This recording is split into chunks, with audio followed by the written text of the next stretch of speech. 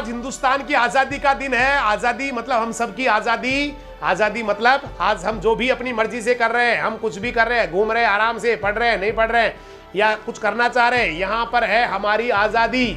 Otherwise तो भाई साहब अगर हम गुलाम होते ना तो आप ना हिल सकते थे, ना चल सकते थे, ना बोल सकते थे, अपनी मर्जी से कुछ भी नहीं कर सकते थे। वहां पर आपको परमिशन लेनी होती, श्वास लेने के लिए परमिशन। सर क्या आज मैं और एक एक्स्ट्रा श्वास ले लूं? बोला भाई परमिशन दी जाती है तभी आप श्वास ले पाते, अदरवाइज आप श्वास भी नहीं ले पाते। तो आजादी सभी को प्यारी होती है, आजादी हर इंसान को, हर गाय भैंस कुत्ता बिल्ली ऊंट भेड़ बकरी सभी को आजादी बहुत प्रिय होती है। आजादी होनी भी चाहिए, आजादी बहुत जरूरी है, क्योंकि गुलाम जिंदगी नहीं होती है। उन लोगों को पूछिए जिन्होंने सदियों तक गुलामियां देखी है, सदियों तक उन्होंने जो है ना गुलामी को सहन किया है, सदियों तक उन्होंने अत्याचार को सहन किया है, सदियों तक उनके ऊपर जो है ना उनका शोषण किया गया है, उनके ऊपर लाठियां बरसाई गई है, उनको जिंदगी आराम से जीने नहीं दी गई, उनको बैठने नहीं दिया गया। मतलब बहुत तगड़ा काम होता है जब कभी कई बार हम पहाड़ों में जाते हैं, बहुत ऊंचे ऊंचे जब पहाड़ उत्तराखंड में जाते हैं या फिर शिमला में जाते हैं, तो वहां पर हम देखते हैं कैसे काट काट के रोड बना दी गई, पूरे पहाड़ को काट के, मतलब ऐसे काटा, साइड में से काट के, बीच में से सुरंग निकाल दी गई, 12-12, 15-15 किलोमीटर की सुरंग रोड के नीचे से निकाल दी गई। हो सकता है आज हमारे पास मशीनरी है, हो सकता है हमारे पास आज टेक्नोलॉजी है, आज हम लोग, लेकिन कहते हैं जो रोड अंग्रेजों के टाइम की बनी हुई है वो केवल हिंदुस्तानियों को लठ मार मार के बनाई हुई है। पीछे कोड़े पड़ते थे, लठ पड़ते थे और उनको बेचारों को पत्थर काटने पड़ते थे, दिन भर जो है ना जूझना पड़ता था, खाना टाइम पे नहीं मिलता था, कुछ भी नहीं, केवल खाने के नाम पर, पानी के नाम पर केवल जूते कोड़े लट पड़ते थे बेटा। वो आप सोचिए कोई आदमी ऐसे ही जी रहा हो जिसको सुबह उठ के काम में लगा दिया गया हो, दिन भर वो बेचारा काम कर रहा है, खाना टाइम पे नहीं मिल रहा, जब वो सोने की कोशिश कर रहा है उसको लठ मार दी जाए, फिर वो वापस सोने की कोशिश करे, फिर लठ मार दी जाए, फिर वो बेचारा रात को सोने की कोशिश करे, फिर भी उसको बोला रात को सारे को आपको यहाँ सफाई करनी है, हम सवारे हमारे पैर दबाने। मतलब क्या जिंदगी होगी ये गुलाम की, आप सोच सकते हैं। ऐसी गुलामी हमारे पुरखों ने देखी है बेटा, ऐसी गुलामी हमारे पुरखों ने देखी है, उनको पता है गुलामी क्या होती है, किस तरह से वो कभी भी किसी भी समय सेफ नहीं होते थे। किसी भी समय हमारी बहन बेटियां, हमारी माएँ सेफ नहीं हुआ करती थी, हमेशा टेंशन हुआ करती थी, रात को सोते थे पता लगता था भाई कोई आएगा, पता नहीं क्या है ना, मतलब क्या स्थिति थी उन लोगों की, कोई जिंदगी नहीं, बस कहीं कहाँ रहना है, कैसे रहना है, कोई पता नहीं, कभी यहाँ से भगा दिया वहां चले गए, वहां से भगा दिया यहाँ चले गए, कभी गोलियां चल गई, कभी क्या हो गया, कभी जो है ना लाठी चार्ज हो गया। आप सोचिए कैसी जिंदगी, कितनी नरक से बदतर जिंदगी थी, लेकिन फिर भी हमारे पुरखों ने उस जिंदगी को जिया है बेटा, न केवल जिया है, बाकी बहुत सारे लोगों ने तो बहुत संघर्ष भी किया है, बहुत ही गजब तरीके से जो है ना वो लड़े हैं उनके साथ इस आजादी के लिए, जिसको आज हम, मतलब आपको पता नहीं क्या होती है आजादी, क्योंकि आप तो जन्मे ही आजाद भारत में, आप और मैं तो जन्मे ही आजाद भारत में है, इसलिए हमें नहीं पता आजादी की कीमत क्या होती है। आजादी की कीमत कभी पूछना है तो उस पक्षी से पूछिए जिसका बचपन में ही, जिसको कैद कर दिया गया पिंजरे के अंदर, जिंदगी में उसने पंख फड़फड़ा के उसी पूरे पिंजरे में जिंदगी निकाल दी है। आजादी का मतलब उस कैदी से पूछिए जिसने कोई अपराध नहीं किया लेकिन उसको कैदी बना दिया गया, उम्र कैद की सजा सुना दी गई एक छोटी सी कोठरी में, उसको जिंदगी निकालनी है, पूछिए उसको आजादी क्या होती है। आजादी का मतलब उस जानवर से पूछिए, उस पालतू पशु से पूछिए जो जिंदगी में स्वतंत्र विचरण करना चाहता है लेकिन उसको बांध दिया गया बेड़ियों से, बांध दिया गया खूंटे से, उससे पूछिए आजादी क्या होती है। आजादी पूछिए बेटा उन गुलामों से। आज भी वर्ल्ड में बहुत सारे ऐसे कंट्री है जो गुलाम है दूसरों के, आज भी वो अपनी मर्जी की जिंदगी नहीं जी सकते, वो जानते हैं आजादी क्या होती है, वो जानते हैं आजादी या गुलामी का फर्क क्या होता है, गुलामी कितनी नारकीय होती है। इसलिए आजादी बहुत, मतलब क्या सोचते होंगे आप किस तरह से ये मिली होगी। बहुत सारे लोगों ने बेटा अपना बलिदान दिया है, इतने ऐसे लोग हुए जो इनको वो मतलब कुछ भी करके खड़े हो जाते थे, बोला मार दीजिए सर, मुझे काट दीजिए, फांसी पर चढ़ा दीजिए मुझे। भगत सिंह जी ने बम फेंक के वहीं खड़े हो गए, बोला पकड़ रहे हो या हम लोग जाए। संसद में बम फेंक दिया, अंग्रेजों की संसद थी, वहीं पे बम फेंक के वहीं खड़े, बोला पकड़ रहे हो या जाए, बोला भाई पकड़ेंगे तो भाई पकड़ लो फटाफट, नहीं तो हम चले जाएंगे। मतलब इतनी जुनूनी, कुछ नहीं, जिंदगी मतलब समझते ही नहीं थे, सब कुछ आजादी के लिए, सोते उठते बैठते आजादी। बचपन में छोटे से इतने इतने बच्चे ही थे, छोटे छोटे बच्चे, उसी समय से आजादी का, बस आजादी आजादी आजादी, कुछ नहीं, हमें तो आजादी चाहिए। और बहुत बार जो है ना बहुत ऐसे लोग भी आए जिन्होंने देश के साथ गद्दारी की, बहुत सारे ऐसे, मैं किसी का नाम नहीं लूंगा लेकिन ऐसे काफी सारे बेटा हिंदुस्तान के इतिहास में आपको ऐसे लोग मिलेंगे जिन्होंने, इन जो लोग सच्चे मन से आजादी के लिए लड़ रहे थे उनको कभी सहयोग नहीं किया, बल्कि उनको बेटा बहुत ज्यादा उनके साथ जो है ना गद्दारी की, देश के साथ गद्दारी की, ऐसे वाले लोग भी है। क्योंकि जब तक किसी घर में कोई गद्दार नहीं होता ना, तब तक किसी की हिम्मत नहीं है बेटा किसी को कोई जीत ले। तो काफी सारे ऐसे लोग भी है, उनकी बात नहीं करेंगे आज हम। आज तो हम केवल उन्हीं की बात करेंगे जो आजादी के लिए लड़े, आजादी के लिए जिए, और भैया कुर्बान भी हुए तो आजादी के लिए हुए। और ऐसे में एक ही नाम मेरे सामने आता है, काफी सारे लोग हैं बेटा, मैं सभी को यहां से पूरे राजधानी परिवार की तरफ से, आप सभी की तरफ से आज हम उनको श्रद्धांजलि देते हैं, उनको अभिनंदन करते हैं, उनको याद करते हैं, क्योंकि कितना बड़ा उनका संघर्ष रहा होगा भैया। आप सोचिए, आप एक परिवार में से किसी बच्चे को ये कह के भेज दिया जाए कि जा तेरे को लड़ना है, और वो तो भैया वो उनके तो हर टाइम मौत मंडराती थी भाई, 24 घंटे वो तो मौत में जीते थे। बाहर निकलते ही गोली लग सकती है, बाहर निकलते ही उनको काट दिया जा सकता है, बाहर निकलते उनको जेल में डाल दिया जा सकता है। इतने डर के बावजूद भी वो आजादी के लिए लड़ा करते थे। हंसते हंसते बेटा फांसी पे चढ़ जाया करते थे। कहते हैं भगत सिंह जी को जब फांसी पे चढ़ाया गया तो उन्होंने मना कर दिया, भाई मेरे को ये जो कपड़ा पहनाते हो मुझे मत पहनाओ, ये कपड़ा मत पहनाओ, क्योंकि सबको दिखना चाहिए, मेरी हंसी दिखनी चाहिए, मुझे जो है ना खुशी मेरे चेहरे पे होनी चाहिए। मुझे कोई फर्क नहीं पड़ता कि मुझे चढ़ाया जा रहा है फांसी पे, आजादी के लिए कुर्बान हो रहा हूं। और जब एक भगत सिंह जाएगा ना तो इस देश में लाखों भगत सिंह पैदा हो जाएंगे। आप मानेंगे नहीं, उन लोगों का एक ही ड्रीम था कि लोग ये अंग्रेज मेरे को मार डाले, ये अंग्रेज मेरे को काट डाले, ये अंग्रेज मुझे फांसी में चढ़ा दे, ताकि हजार लाख भगत सिंह फिर से पैदा हो जाए। क्योंकि ये क्रांति बुझनी नहीं चाहिए जब तक हमें आजादी नहीं मिल जाए। आप सोचिए, सिर्फ केवल अपने आप को इसलिए बलिदान कर रहे हैं ताकि इस देश में आग लग जाए आजादी के लिए, हर सीने में जो है ना एक बारूद सुलग जाए आजादी के लिए। क्योंकि मेरी मौत होगी तो हजारों लाखों लोग जो है ना वो तैयार हो जाएंगे आजादी के लिए, और हमें हर हाल में आजादी चाहिए। ऐसे व्यक्तित्व थे हमारे स्वतंत्रता सेनानी, बहुत ग्रेट, बहुत ही महान, जिनकी कोई मतलब आप कह नहीं सकते उनके बारे में। तो मैं चाहूंगा, क्योंकि इतने महान व्यक्तित्व को सबको मैं कवर नहीं कर पाऊंगा। मंगल पांडे जी का भी नाम यहाँ कई बच्चे लिख रहे हैं, विशाल बूटी जी, कई थे बेटा, मंगल पांडे जी, रानी लक्ष्मीबाई जी, काफी सारे लोग, बाल गंगाधर तिलक जी, खूब सारे लोग थे। उन सभी को तो मैं यहाँ से केवल श्रद्धांजलि दे पाऊंगा क्योंकि इतना बड़ा प्रोग्राम नहीं है। लेकिन मैं मेरे हीरो के बारे में जरूर बात करूंगा, और इसमें मेरे जो सुपर हीरो है वो सरदार भगत सिंह जी है। सरदार भगत सिंह जी को तो जो अंग्रेज सरकार थी और आज भी देश की सरकार उनको भाई शहीद भी नहीं मानती है, उनको तो आतंकवादी मानती है बेटा। जबकि उन्होंने आजादी के लिए सब कुछ न्योछावर कर दिया। हिंदुस्तान, हर हिंदुस्तानी के दिल में बसने वाले भगत सिंह जी को हम यहां से याद करने जा रहे हैं। भगत सिंह जी की बात करें तो इनका जन्म हुआ था 27 सितंबर 1907 को लायलपुर जिले के बंगा में, जो अभी पाकिस्तान में आता है। यहां पर जन्म हुआ 27 सितंबर 1907, पाकिस्तान में है वो, लायलपुर जिला बंगा में इनका जन्म हुआ।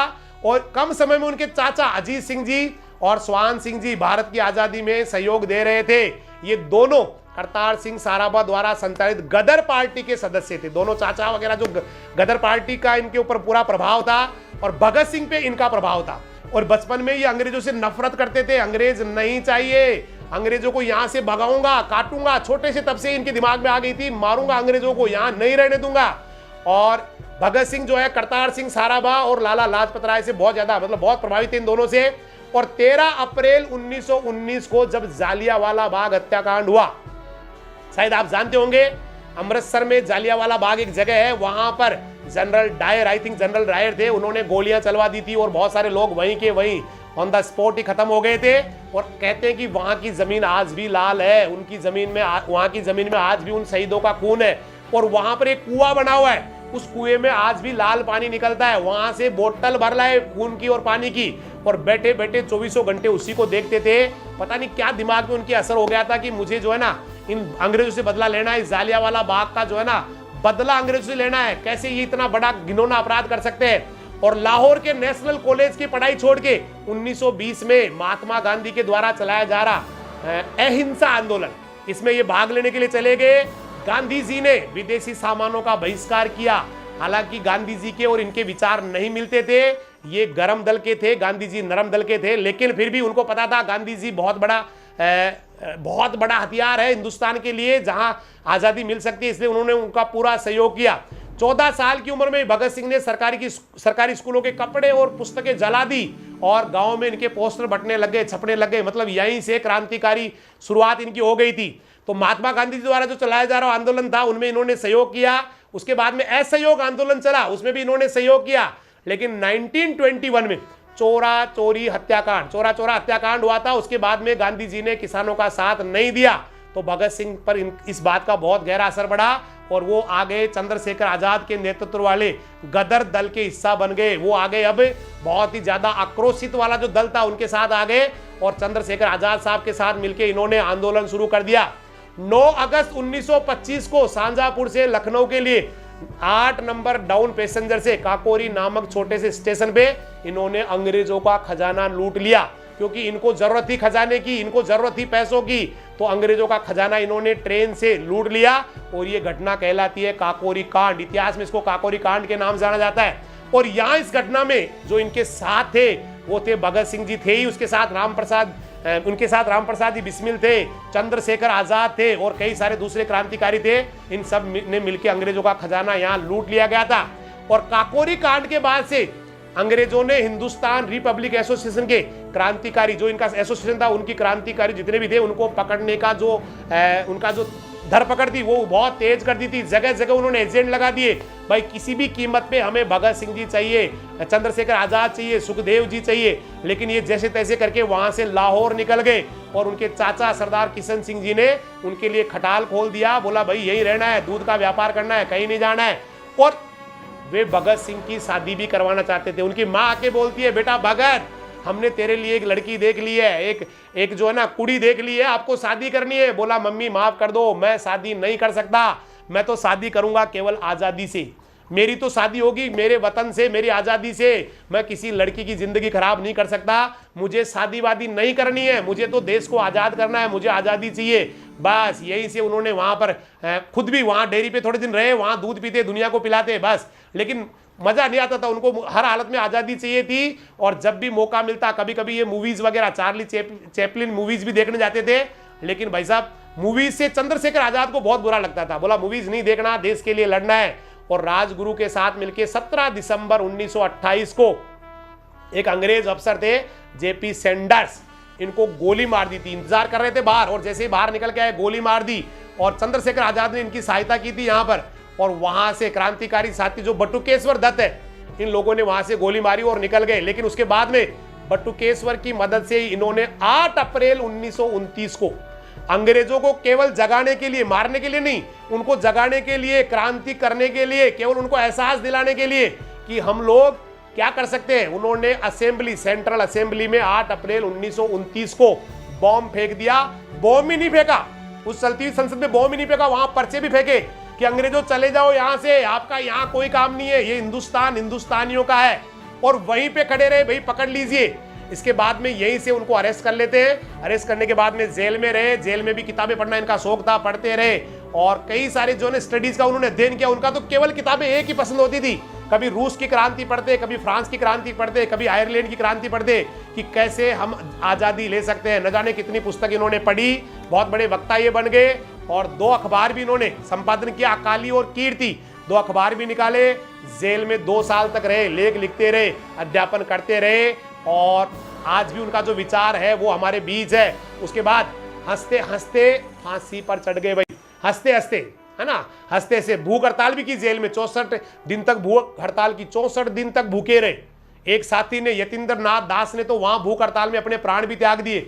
लेकिन हार नहीं मानना था, बस एक ही था कि हार नहीं मानेंगे। और 23 मार्च 1931 को, क्योंकि अंग्रेजों को पता था कि जिस समय उनकी फांसी का मुकर्रर समय था, उस समय अगर फांसी देंगे तो हो सकता है हिंदुस्तान में उबाल आ जाए। तो उन्होंने समय से ठीक पहले सुखदेव को, राजगुरु को और भगत सिंह तीनों को फांसी पे लटकाना तय कर लिया समय से पहले। और आखिरी बार जब मां से मिल रहे थे, तो मां से जब मिल रहे थे, आप बहुत हिल जाएंगे आप, तो मां ने जब भगत सिंह को देखा तो उनकी एक आंख में आंसू आ गया। तो भगत सिंह ने मुस्कुराते हुए, हंसते हुए कहा, मां आज तू रो रही है, तेरा भगत आज फांसी पे चढ़ने जा रहा है, मां तू रो रही है, तेरे आंख में आंसू आ गया। मां बोलती है बड़े गर्व से, बिना बिल्कुल भी कमजोर नहीं पड़ी, उसने कहा बेटा रो नहीं रही हूं, आज मेरे जो आंसू निकल रहे हैं वो खुशी के आंसू है, क्योंकि मुझे लगता है कि मैंने गलती कर दी, मुझे एक भगत तो कम से कम और पैदा करना था, एक भगत सिंह तो और जन्म देना था। मुझे आंसू नहीं आ रहे बेटा, मुझे फक्र हो रहा है, आज मैं बहुत खुशी से पागल हो रही हूँ कि मेरा बेटा फांसी पे चढ़ने जा रहा है हिंदुस्तान के लिए, देश के लिए। ऐसी माँ थी बेटा उनकी, ऐसी महान व्यक्तित्व कि वो ठहाका लगा के भगत सिंह हंस के कह रहे हैं, माँ तू रो रही है। बोला नहीं बेटा रो नहीं रही हूं, आज मुझे बड़ा दुख हो रहा है कि एक ही भगत सिंह है मेरे, ऐसे 1000 भगत सिंह होते है ना, तो भी मैं उनको फांसी पर चढ़ा देती। और 23 मार्च 1931 को भगत सिंह, सुखदेव जी और राजगुरु को फांसी दे दी गई भाई। लेकिन वहीं से शुरू हुई थी हिंदुस्तान की क्रांति। न जाने कितने लोगों ने, हो सकता है कई लोगों को हम जानते हैं, बहुत सारे ऐसे लोग हैं जिनको हम जानते भी नहीं है बेटा।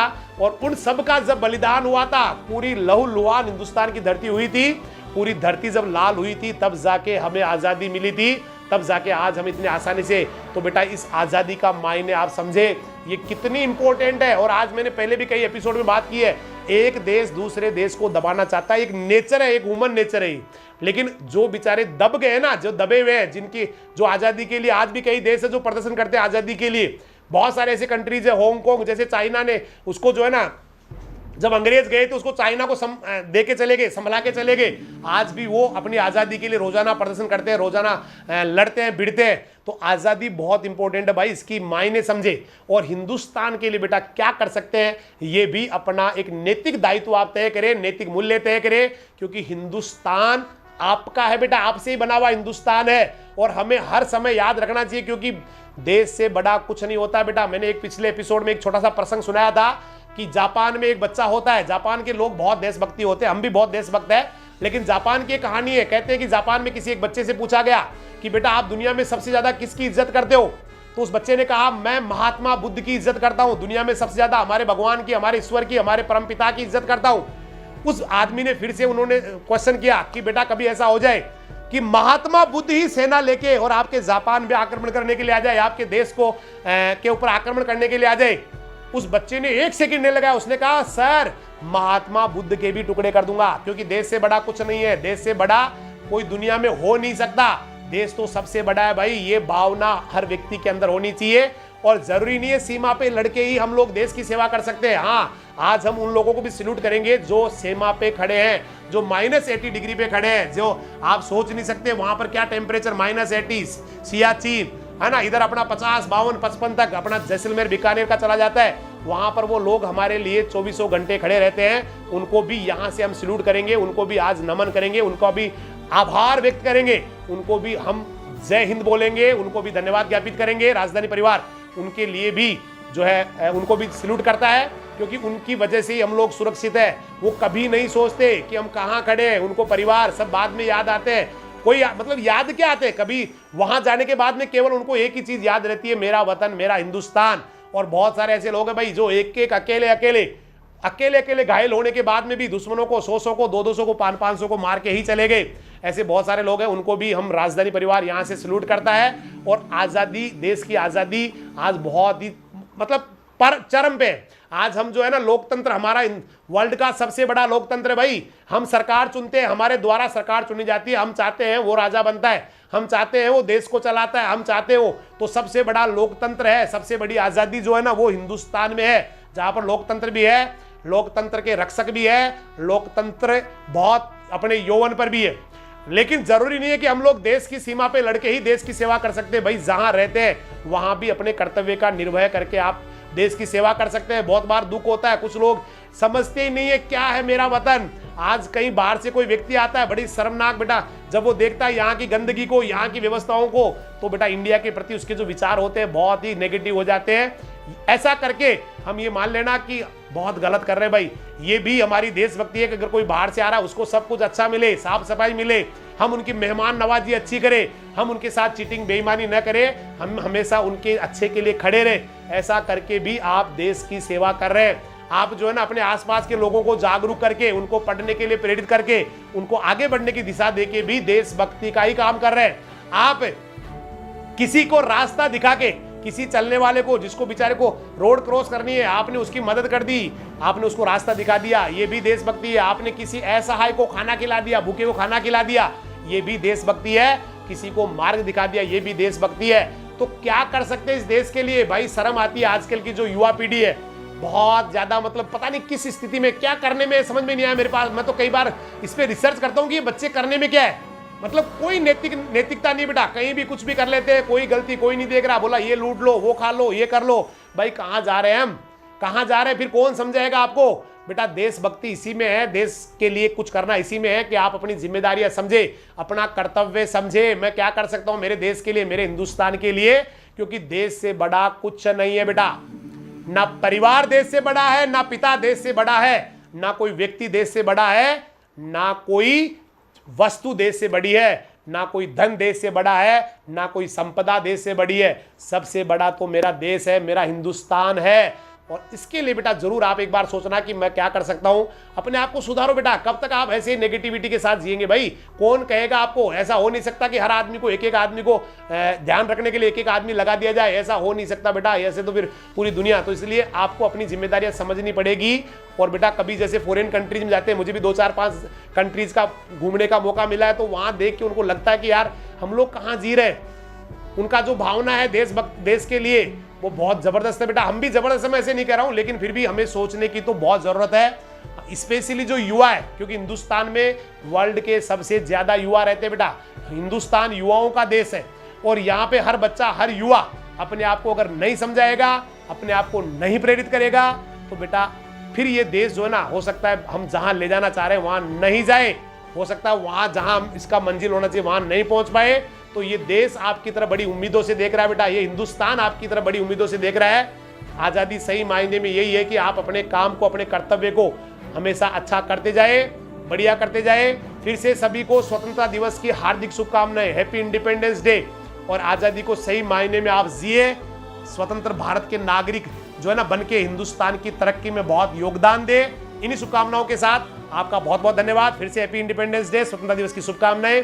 जीवन में आगे बढ़ते रहे, अच्छा करते रहे, एंजॉय करते रहे आज़ादी को, लेकिन आज़ादी को एंजॉय करने के साथ साथ बेटा अपना लक्ष्य बना के उसकी तरफ भी बढ़ते रहे, क्योंकि देश की सेवा इसी में है कि आप अपनी मंजिल पे पहुंचे, हर युवा अपनी मंजिल पे पहुंचे, हर व्यक्ति जो धरती पे जन्म लेता है, इस हिंदुस्तान में जन्म लेता है, वो अपनी मंजिल पे पहुंचे, अपने लक्ष्य तक जाए। सही मायने में आज़ादी यही है। इसलिए आगे चलते रहे, आगे बढ़ते रहे, तूफान मचाते रहे, क्योंकि हिंदुस्तान आपका है, हिंदुस्तान के आप है, हिंदुस्तान आपका है। एक दिन आप बेटा इस हिंदुस्तान के मजबूत नागरिक, नीति निर्माता बनने वाले हैं, हिंदुस्तान की नीतियां बनाने वाले हैं, हिंदुस्तान को सही दिशा देने वाले हैं, हिंदुस्तान को विश्व गुरु बनाने वाले हैं।